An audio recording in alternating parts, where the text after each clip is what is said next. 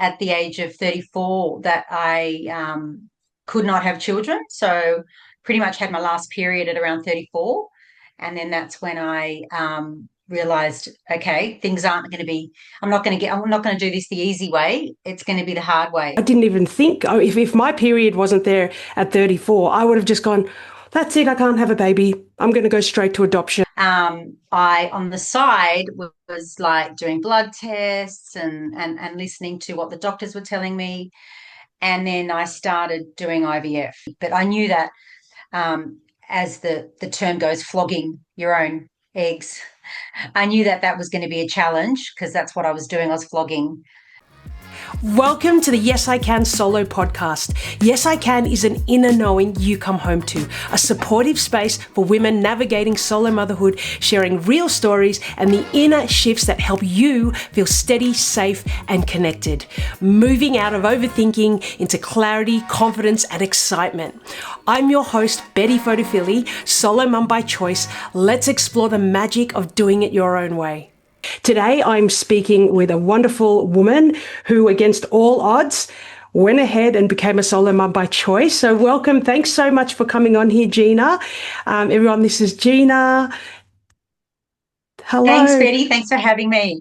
Yes. So Very happy to be G- here. Gina and I met a couple of weeks ago, and she's a friend of a neighbour's, and we sat on a park bench and, oh my goodness, her story is amazing, and basically we're just going to share it and talk about it today, hoping to inspire you to move forward because, of course, in life there are always blocks, but if you're determined, you can get there. So, Gina, did you want to just tell us a bit where your son, how old he is, and all of the things, and how did you start on this? When did you first start thinking about having a baby on your own? So my son now is 10. So it's been 10 years since I sort of had him. I embarked on the journey in my mid 30s. So I think what started this whole journey for me was I realized at the age of 34 that I could not have children. So pretty much had my last period at around 34. And then that's when I realized, okay, things aren't going to be, I'm not going to do this the easy way. It's going to be the hard way. So that was the 10, 15, nearly 15, 16 years ago. So that was sort of the Wow. beginning of my journey when I realized I wasn't fertile anymore after realizing that I no longer had a period, and then I had some blood tests done, and that was that. So that was the beginning of the journey. Wow, I love that.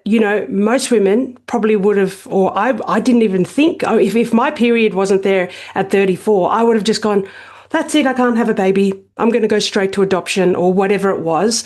Can you tell us how you moved through that when you first heard the news, or when you first felt like your period wasn't there, how many cycles happened without it before you realized and then moved forward to see if that Um, was true? Yeah, I was fortunate all my life in that I had a very regular period. I never missed a period, like pretty much. It was very regular my whole life, had no problems. And so it was quite sudden when it stopped, like it just stopped. Sure, it was lighter over the years, but then it just stopped. And I was in the middle of a gap year overseas. So I just taken a gap year and decided to move overseas for a break. And then that's sort of when it all sort of unfolded. And I thought, well, I can't do anything now. I'm just embarking on a new journey, which is my gap year in Rome. And I was going over there indefinitely when I realized this was happening. So I didn't think much about it, but I did have in the back of my mind that I did want to have a baby. But I thought, look, it's happened. So I can't really reverse what's happened. I'll have to deal with it when I'm ready. Because right now my headspace was I wanted to explore new things. I wanted to learn a new language. I was in another country, and my headspace was in a different place. It wasn't okay, let's go do IVF and let's have babies because you're Mm. infertile. And of So course, I you're in just thought, Rome, yeah, so you let's do as the Romans do, and Rome is wonderful. So of course, you're like, you're just joy, joy, joy, coffee, coffee, coffee, and Yeah, yeah, beautiful. And yeah, yeah. And I actually went over there because I wanted a mind shift. So in the back of my mind, I did want to have a family, but I was living in Sydney. I'm born and bred in Sydney, and I was in this vicious circle. And I just thought, if I want to change things in my life, if I want to get a house, if I want to have a baby, something needs to shift, but like a huge shift mentally. And that's another reason why I went overseas to do something like that, to just try and shift things a bit. Because it's very hard when you're living and breathing in Sydney to have that, to try and move out of that sort of space when you're in this sort of cycle of working, coming home and, doing all of that. So that was part of the shift. So I went over there, had the shift, and explored, Italy and Rome and Europe, and did all of that. And yeah, and then when I there were certain things that pulled me back to Sydney after about a year. And as soon as I came back to Sydney, I realised not much had changed. I got on the same bus that I was catching for how many years. Bus driver saw me after a year. He goes, "Oh, where have you been?" So life went on, but mentally I had shifted because I took that journey overseas for a gap year, and just to think about, what I want in life and what I value. And so when I came back, I had a few opportunities to do things with my career, with my study, with property, and I took them on. But at the same time, in my back of my head, I'm like, you've got to look into this about, what's going on, how are you going to have a child? Because I really wanted to have a child, but I knew from the get-go it wasn't going to be the normal way. It was going to be, a different way, like IVF. So yeah, when I came back from Rome, aside from juggling university, the corporate life, and building a home, which I embarked on, which is a bit crazy, I on the side was like doing blood tests and listening to what the doctors were telling me, and then I started doing IVF. So yeah, yeah, I tapered down on life because I had to. I finished my project with property. I paused uni, and I sort of looked at, what was needed what to do the this, because plan I was. knew, you need to take a break when you do this sort of thing. You can't just keep running, running, Totally. running, because you're starting to bring Exactly. in risks. Yeah, The slowing down process and pausing is so important. Do you yeah. think that if you didn't go to Rome and pause your nervous system and really soak up life, do you think you would have still embarked on this journey? Or do you think if you stayed in the No, hamster wheel at Sydney, would yeah. I would have just stayed in the hamster wheel. 100%. I would have stayed in the hamster wheel. Having that massive reset, like a gap year, call it a gap year, having that massive reset, just it literally cleared your mind. So when you Mm, did come back to the life that you were able to deal with challenges so much more easily without the stress. And that's important. That I that's totally how agree. you can, like, cruise through, decision and navigate everything the doctors are telling you, like, no, that's not going to happen. No, we can't do that. No, it's going to be really hard. No, you have no eggs. No, like, it's difficult. But having had that sort of mental cleanse, it was sort of a little bit easier to push through. Yeah, I in the work that I do, and even with my son, I'm always very conscious of making sure we have joy in our life and activating our heart. There's so much study out there about the brain being super important, but what a lot of people don't know is that the heart is actually way more important. The heart actually drives the limbic part of your brain, which the limbic emotional part actually drives your behavior. And so for you to go to Rome and activate your joy, remember the importance of life and all of those things, you clear all that mental chitter chatter, that 60 to 70,000 thoughts that we have in our brain. So yeah, it's so really good to hear that that reset for you was the thing that pushed you forward. Like a friend of mine, Loretta, who was interviewed on the other on this podcast, same thing. It was COVID, the stopping and not the busyness, that actually made her think, hold on, what am I doing with my life? And that's what propelled her forward to start her journey for IVF, and not IVF, she did at home. Yeah, it makes it easier when you can reset like that and take that break and cut a few things out of your life to allow room for something like, going down the road of having a child. Okay, so good. So when you came back to Sydney, you were doing the blood tests, you'd done a property development. After you did the blood tests, what was the next step? Well, during that process, the doctor said, "Look, back then. So we're going back 15 years ago, where things were a bit different. So 15 years ago, or was it 50? 15 years ago when I started the IVF journey, doctors weren't that proactive about doing blood tests like the AMH to tell you what's your fertility sort of How many quality, eggs you serve? Yep. And so when I started doing that, when I came back, I was a bit late, obviously, I wasn't fertile. So I just kept going to the doctors to sort of see where am I at, what are my options. And then I just embarked down the road of IVF and going to IVF Australia and starting the process of having a donor sperm to try and have a baby. But I knew that as the term goes, flogging your own eggs. I knew that that was going to be a challenge because that's what I was doing. I was flogging a So dead horse, so to speak. rocking a dead horse. It So was it was an uphill battle, basically. So yeah, So you see, for me, when we had this conversation on the park bench, I was like, "What do you mean you went through cycles?" I actually didn't know that that was actually possible to do that. And could yeah. you? Because then you told me the details of what happens that you're manipulating your body in a sense. Could you Yeah. explain it to us? Because you do it better than me. So yeah, no. So when you start the hormone treatment, because that's what it is, when you're doing what I was doing, because I had no period, I had to really overdose on hormones to trick my body into thinking that I've got all the right hormones and all the right chemistry and balance to fall pregnant. So you have to basically bring on a cycle. So I was getting my period. So I was taking lots of estrogen and so forth. And the doctor said, if we can get you to start bleeding again, then we know we can trick your body into thinking you've got a period, and then we can then basically get you into the stage of pregnancy. So yeah, for the first time in 5 years or whatever it was, I was getting a period through IVF, through hormone treatment, basically. Yeah. Isn't it amazing that you can just feed your body Yeah, things to trick it, and that's the thing with our brain. We can feed our brain certain thoughts to not trick it, but what it sees, what you feed it, it will search for and reproduce for you and 100%. manifest it. So, So yeah, and yeah, yeah.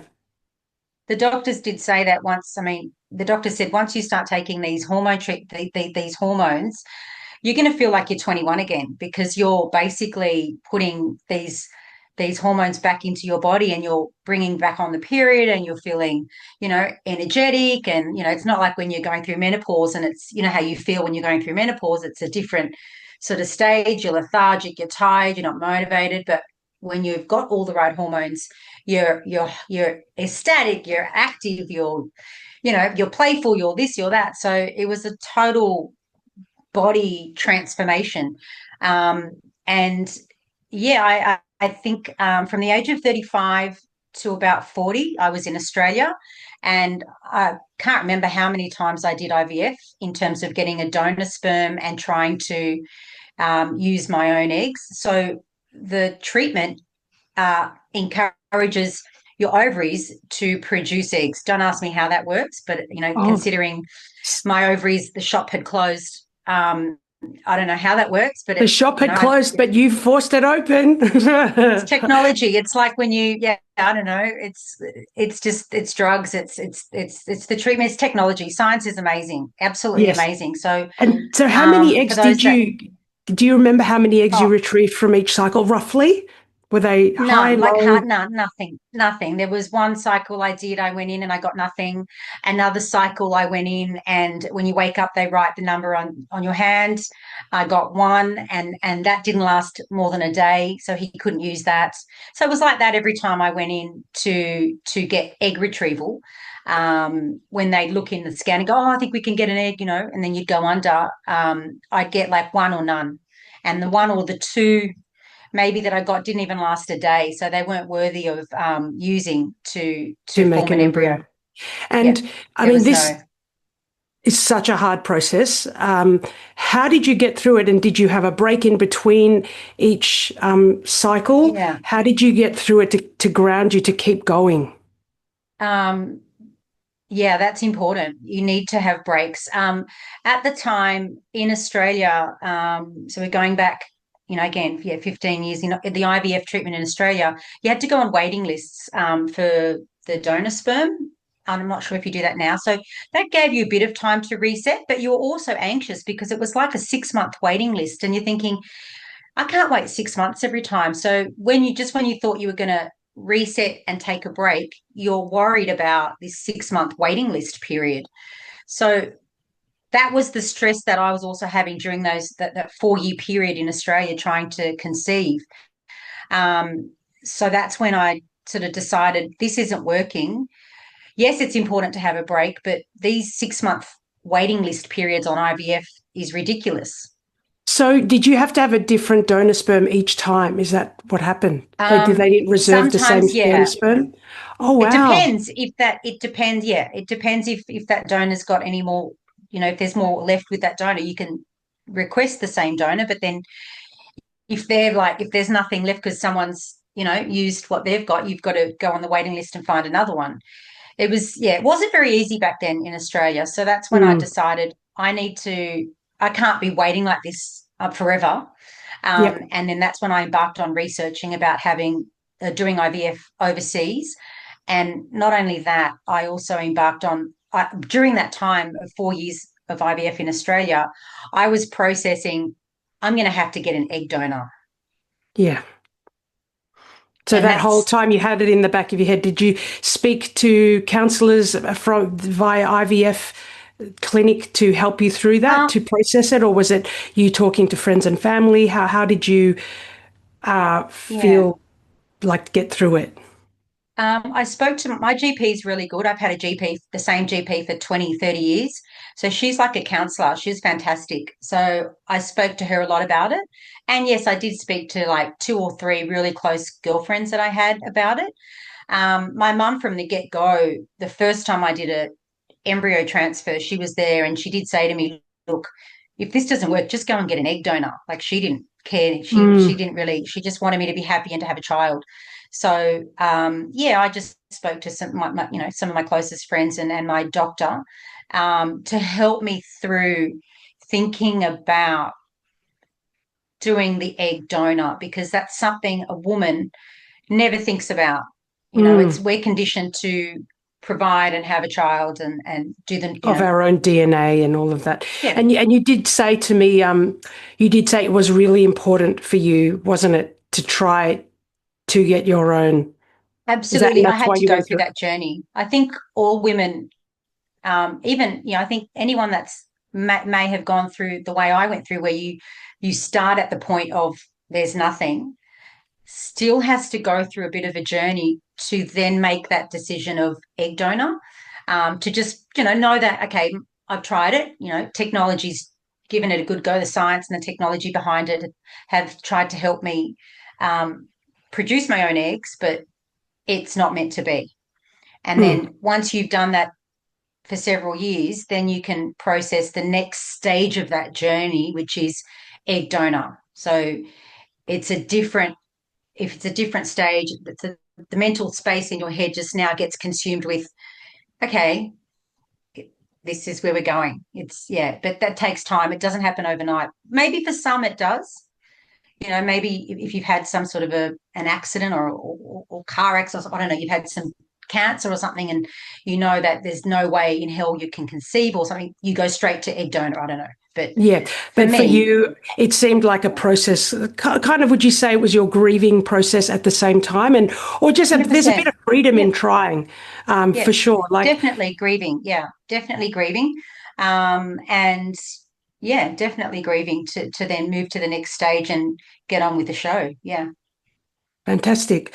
yeah. It's so good you did that, knowing in the back of your mind when you went forward, I've done everything I can, Yeah. and And when now you it's do it like like that, yeah, when you do it I like that, you find that wake you're up, yeah, yeah, you wake up and right, okay, I'm not doing that anymore. It doesn't work.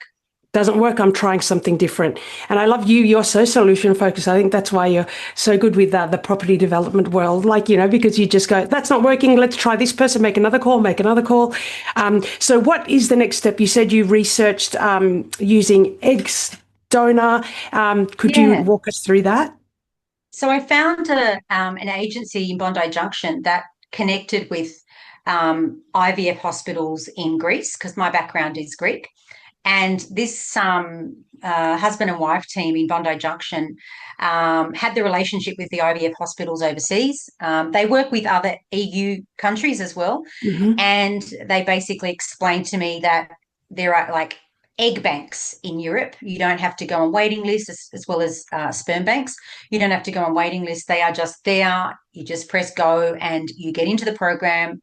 And um, and yeah, so basically, I was pretty sure that this wasn't going to take a long time to achieve if I do it this way. So I started the hormone treatment here again in Australia. And then when they said my bloods were ready, they said, get your ticket and go straight to the hospital in Athens. So I pretty much got everything ready, got my body ready. I had to do a lot of things to prepare for that. It wasn't like, oh, it's going to take a couple of weeks. Some people I know of have gone to Athens and prepared for like a 2 week hit. Like they say, I've spoken to some women and they say, oh, I can't stop working. So, I can't, I've got to just go over there for 2 weeks, get an embryo and then come back. And it doesn't work like that. Well, It sounds maybe like one in a they think million. it. I don't know. I've never heard it work like that. So, and I had explained to some people that I spoke to, I said, look, I put in my diary 1 year of living overseas, and I had to afford that. So I sold my house. I had to make some serious sacrifices Mm, to do that. I had to live in a foreign country that I didn't particularly want to live in. I had to sell my house and downsize. I had to buy a smaller house to then fund me trying to have a baby overseas for 1 year. I love it. So determined, so determined, and Sacrifices, sacrifices. sacrifices. And Yeah. it was all worth it, wasn't it? Yes, it was. It was all worth it. It worked out. A lot of risks and lots of sacrifices. So take us back to Athens. So you went into the clinic. Um, And what they was your just got first me cycle straight like? into, yeah, they just got me into the blood testing. They tweaked my bloods and my hormones. And then I started the cycle. So the first go, I put in two embryos, and Wow. yeah, so I had five embryos waiting for me, five embryos waiting, and I put in two embryos, and they didn't work. Meanwhile, I was in Europe in the summer, so I knew this was going to be mentally a very challenging time for me, very emotional. I cried every day because of the hormones as well as the journey that you're going on. So I had some friends having like holidays over there. So I joined them on their holidays. I went, did some Greek island hopping, traveled around Europe. In between the journey and the appointments and the trials and the failures, I was trying to balance that whole mental process to get through it, to push through the failures and the challenges. So that first go was a no go, and then I got back into the cycle again, and then the doctor put in three embryos. Not that I was going to have triplets, but Yep. in Europe they allow for something like that, and then they said we can um, what's the word? We can reduce, we do a reduction in about 4 or 6 weeks if we know that things are progressing. So I put in three embryos, and then two survived at a point. So I thought I was having twins. I was dreaming of pushing double strollers Double down, tr- Sydney, thinking, wow, I've done it. The dream. And then I went and Two had for the another price of scan. one. Yeah, I had to mentally prepare for that. So I went through Mm. that for about a month thinking, it's okay. I can do this. I can do twins. I had to prepare for what, because he said, you've got twins. It's happening. I said, okay. I was okay with that. So I thought. Yes, Anyway, I so can. yeah, yeah. And then after, I don't know, six or another, after the second month, I think, whatever, the doctor said, look, there's one there. The other one's not there anymore. So you've definitely got one. So I had one out of five embryos survive. I thought, okay, this is good. We've got one. We're just going to hang tight. Um, and yeah, I had one and it was the strong one. And at the first trimester, I had a challenge, another challenge of the doctor said, your uterus has torn, so you can't move. You've got to lie still for 3 months for your first trimester. So for 3 months, I was lying down and I didn't move unless I had to go to the bathroom or do a 1 minute shower. 3 months in Yep. Athens. Yep, just lying down, not moving, and I had to call someone to deliver my food, and I would just make a quick salad or tuna roll or something, and then I just lie back down again and did not move. And then after 3 months, I went back to the doctor, and he said, "You're fine. Your uterus is healed. You can." It was my second trimester, and he said, "You can travel. You can do what you want, and you can take that journey back to Australia in your second trimester, and you're good to go." Wow, that is, you have gone through a lot. Um, and you even said to me, like while you were there, it was, yeah, you just felt a little bit isolated from everyone. Yeah. So Yeah. for you, I mean, for That's you, part of the like to journey. have, Yeah. it's part of the journey. You've had so much mental like grounding as well while you were there. And I feel like, you go through the hardest part and then because it was so hard, maybe parenting will be easier. But the reason you went to Greece is that, I mean, I know in Europe they allow for more stimulants, more drugs, and then they allow for more multiple but like embryo transfers. Whereas in Australia and other countries, we do one. Under special circumstances, you can do two. So is that a big thing for you to go there? And also, what was the important thing for you to go to Greece? Yeah. The couple of main reasons why I decided to go to Greece to do this. Number one, I wanted anonymity. I didn't want to know the donors. And I didn't want, like in Australia, the law is, I think when the sperm donor, when the child reaches 18, I think they can find out who their donors Mm. are. Some people want that. They actually genuinely want that. I was not that type of person. I didn't want that. I didn't want to have to bring on a complication 18 years later in my life of what I don't know, the unknown. So that was one reason why I wanted to go to Europe, because in Europe, it's synonymous for life. You don't find out who the donors are. Oh, right. So that for me was a preference. That's what I was looking for. Whereas for other people, they want to know who the donors are, or they don't mind who the donor is if the child finds out at 18. The second reason why I wanted to go to Greece was I wanted donors that looked like me. I wanted a child that somehow resembled my culture, my background. And I didn't want to add another layer of complication to the story of, you know, okay, it's a donor, and then you've got a child that looks something different, which at one stage I was okay with, but then I somehow changed my mind.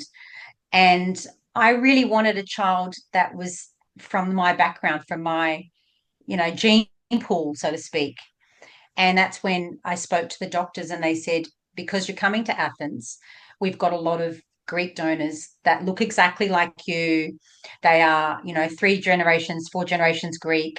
And yeah, that was my preference, whereas other people want to go and have Asian babies and black babies and blonde babies and redhead babies. And I love all those babies. And I've dreamt of having, redhead babies and blonde babies and blue-eyed babies. And I love them all. And I went through that process. I even had an Asian donor. Like they didn't have other donors on the list in Australia. They only had like Asian donors at one point. So I'm dreaming of Euro Asian babies. But then I went through that process as well. And then I got Yeah. down to, no, I want to have a little Greek baby. So And it's that's when funny, I we have to, decided yeah, I it's wanted, important yeah, that we have to actually go through a process to come to a decision. Like, Yeah. there's so much we can just stop and think about it. But once you make the call and the wheels start churning, then you're forced to think about it. And I love that you actually said to me, you had to send in all of your photos of your parents and your Yeah, my brother and sister family. and you Yeah. when you were a kid. And like they went Yeah. through a very in-depth process. Yeah, so that's what they do in the EU. When it's anonymous for life, you can provide photos of yourself, of any siblings or parents, young and old, and then they match them in their database. So you don't get to see the donor, but the doctors, the IVF hospital, and the people managing your program, they go through the database and they search for someone that looks like you. You've got fine features, you've got fine hair, you've got big eyes, you've got big lips, or whatever it is, and they pick a donor that's a little bit like you. Well, it's funny because your son looks like you.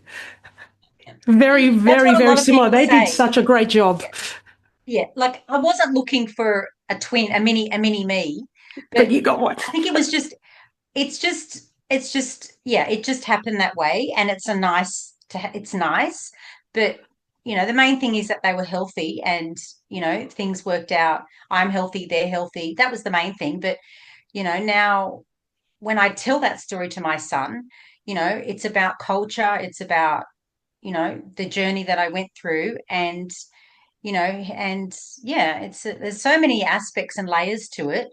But I think this story is easier for me to talk about when I, explain why I went to Greece and all of that. And now I say to my son that, three people made you, not just one. Yes, exactly. Three make a baby. Three Yeah, makes three make baby. a baby. Three make a Anyway, these baby. days Not, they do. yeah, exactly. So I just wanted to talk through, were there any other processes apart from you going to, I mean, being in a different country, having to Yeah. explore yourself, go through everything? I mean, in a way, that could be a blessing because you're forced to internalize a lot of things. But then again, what got you through? Like, what did you have any practices, or what did you do to ground you and to help you feel confident to Yeah. keep going?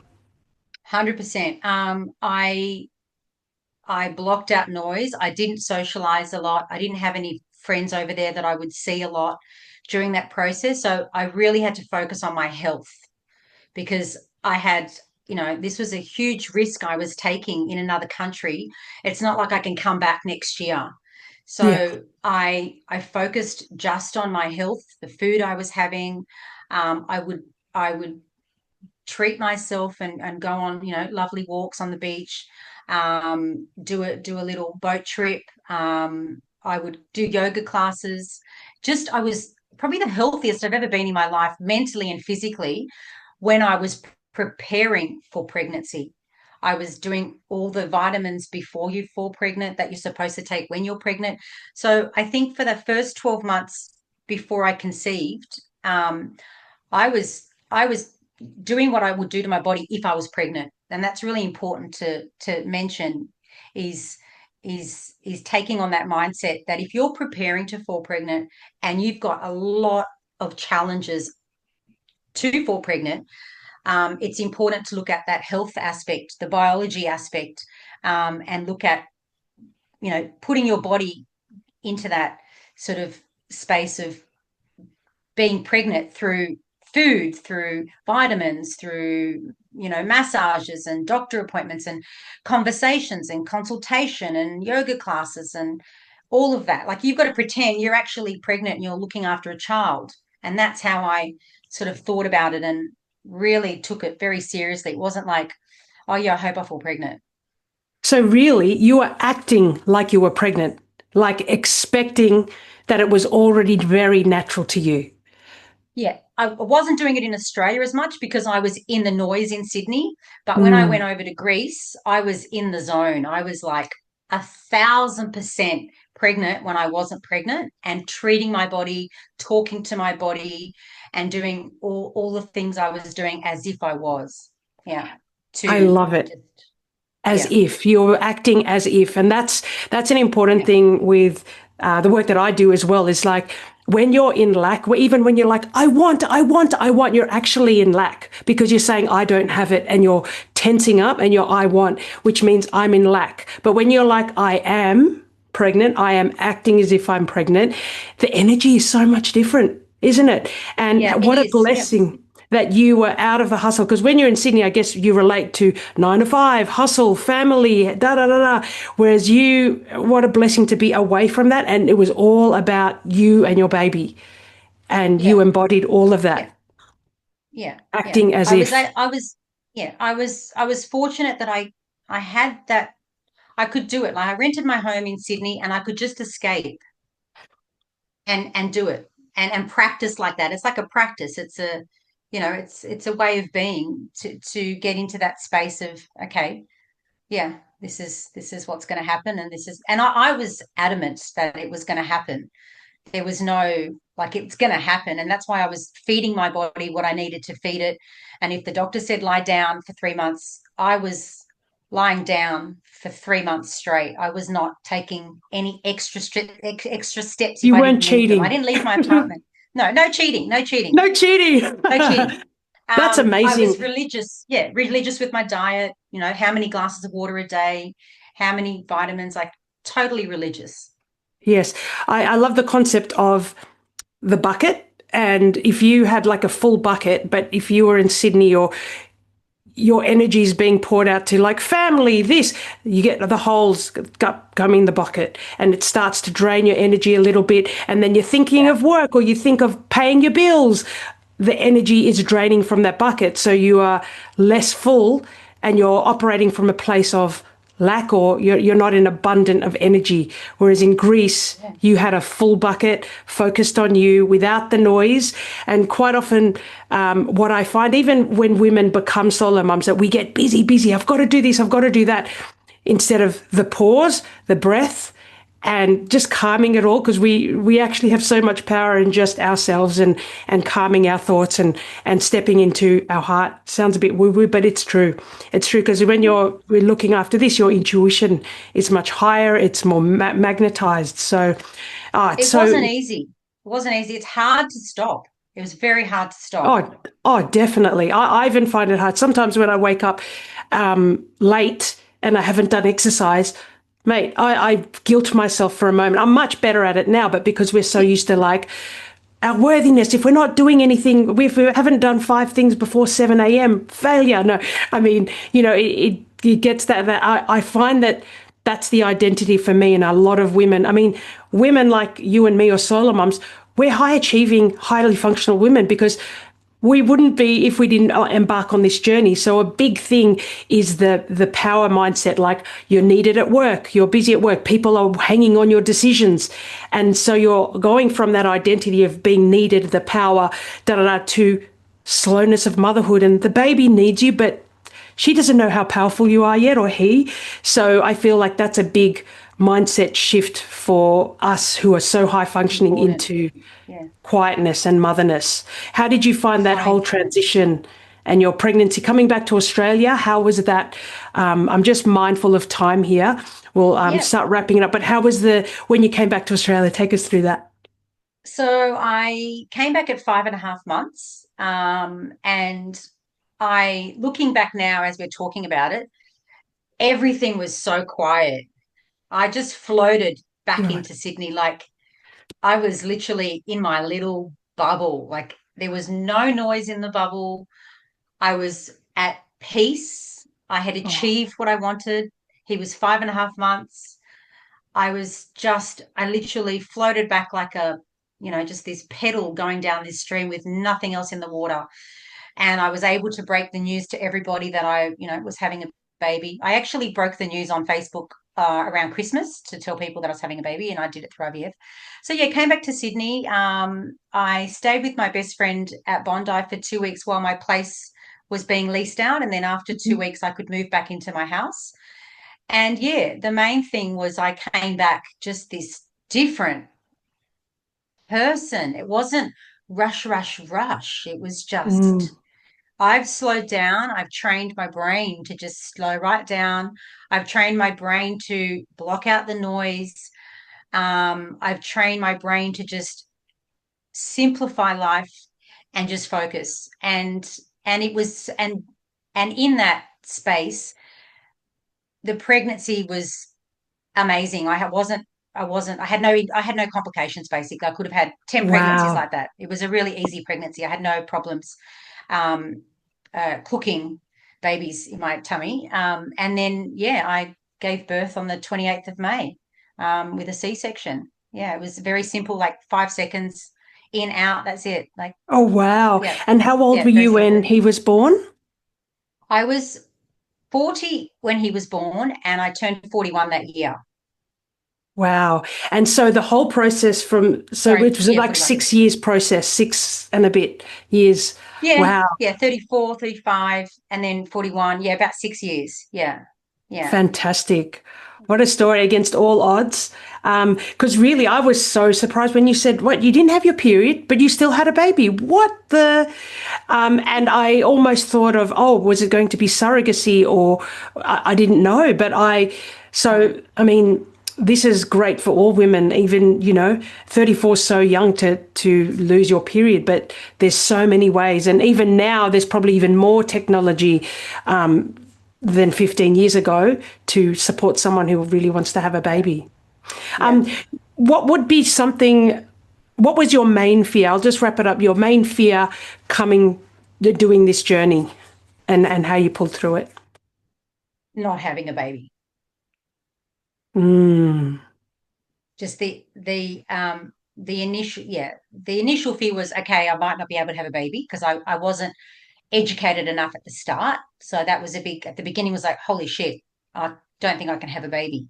But as I got educated and those took on more choices and risks and decisions, I was more educated and more informed, and I got more confident.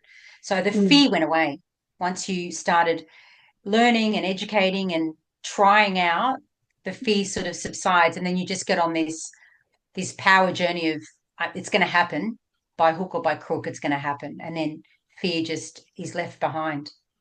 Totally. Yeah. Because you just do. You're not in the spiral of should I? You're just doing and you're in the present. So you just move forward once you just do that. Now, speaking to a woman that might be that's on this journey, what would something that you would say to her to help her through? Um, if there's someone out there that's been told by their doctors, you're not going to have a baby the normal way. You don't have a period. You're infertile for whatever reason. You're infertile. Um, you just need to, if you really want to have a child, you just need to, take time out to think about what that looks like mentally and physically and in your life. What does that look like? And then just take that time to take that journey and learn from the mistake, learn from the trials and errors, and just stay positive and have a circle of friends around you to help you through the tough times. But yeah, you just got to keep strong, and cut out the noise. Yeah, Cut out the noise. I think that's so important. yeah. Well, thank you so much for this. Has been a great conversation. Do I have another question to ask you? I feel like, was there any regret? What was one regret? Do you have a regret of becoming a solo mum by choice this way, on this path? Have any regrets? Don't think so. Um, no, no. I don't regret not having twins. I don't regret not having triplets. Yeah, There's no regrets. I don't regret going overseas and sacrificing my life for a year. I didn't miss anything here. I don't regret downsizing my house and sacrificing my house to do this. I don't regret cutting out noise, community, family, friends, whatever I needed to do this. No regrets. No, absolutely not. love it. Yeah, no regrets. Look what you got. Yeah. Yeah, big prize. Fantastic. Yeah. Well, thank you so much for this conversation. That's I feel okay. like this is going to inspire so many others. I You hope are so so. strong, and even for such a strong woman, you know that the best way to get through something is pausing. And that's where the power is, the power in the pause. Yeah. Thank you so much, Gina. That's okay, Betty. Thank you. Thank you. Thank you. Loving this conversation? Hit subscribe so you never miss a dose of magic, real stories, and those little shifts that help you feel unstoppable. And hey, share this with a friend who could use a little yes I can energy in their life too. I'm Betty, solo mum by choice, and I'll see you in the next episode as we keep moving towards clarity, confidence, and excitement.